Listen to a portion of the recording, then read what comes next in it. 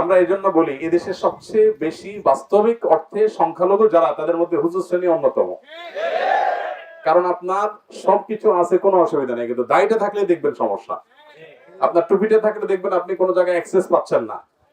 আমার অন্য বোনরা সবাই সুযোগ পাচ্ছেন, সেজন্য কোনো দুঃখ নাই, বরং আমরা খুশি। কিন্তু আমাদের কোন বোন যখন হিজাব পরে যাচ্ছেন কলেজ ইউনিভার্সিটিতে, তখন তাদেরকে নানা রকম হ্যারাসমেন্ট করা হয়।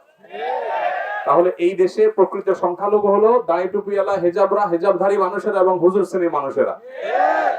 এই যে পরিস্থিতি ছিল, এই পরিস্থিতির কিছুটা হলেও পরিবর্তন হয়েছে, যে যদিও এখনো অনেকখানি বাকি। আলেম ওলামা, হুজুর শ্রেণীর মানুষ, তাদের অনেক কাজ এদেশের একটা বড় শ্রেণীর মানুষ তারা দেখে না, অন্ধের মতো থাকে। এদের এই মানসিকতার কারণে, তাদের এই প্রবণতার কারণে তারাই আদর্শিকভাবে দেউলিয়া হয়ে যাচ্ছে।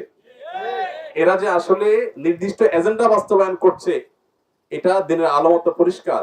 কেউ কেউ গণমাধ্যমের রূপ ধারণ করেছে, এরা আসলে গণমাধ্যম না, এরা গণশত্রু।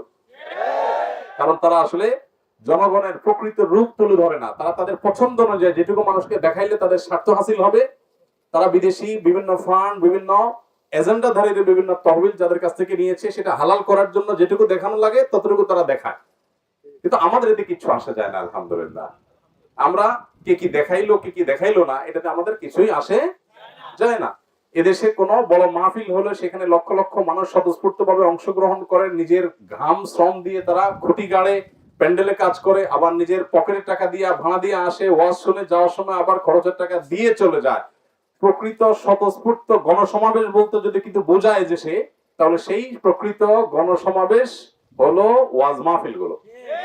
এর চাইতে স্বতঃস্ফূর্ত ভাবে অংশগ্রহণ, রাজনৈতিক সভা সমিতিতে আমরা জানি টাকা পয়সা দিয়ে, বিরিয়ানি প্যাকেট দিয়ে মানুষকে নিতে পারে না।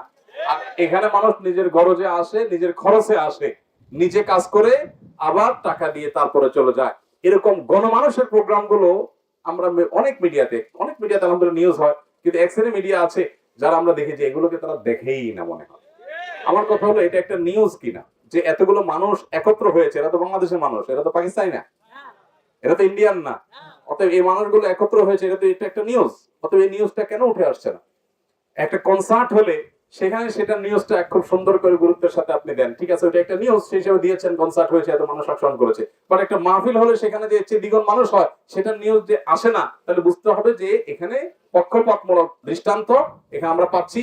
বৈষম্য বিরোধী যে আন্দোলন হয়েছে, আমরা দেখতে পাচ্ছি বড় বৈষম্য এখানেই আছে। অতএব এই বৈষম্য আমাদের সমাজে দূর হওয়া দরকার।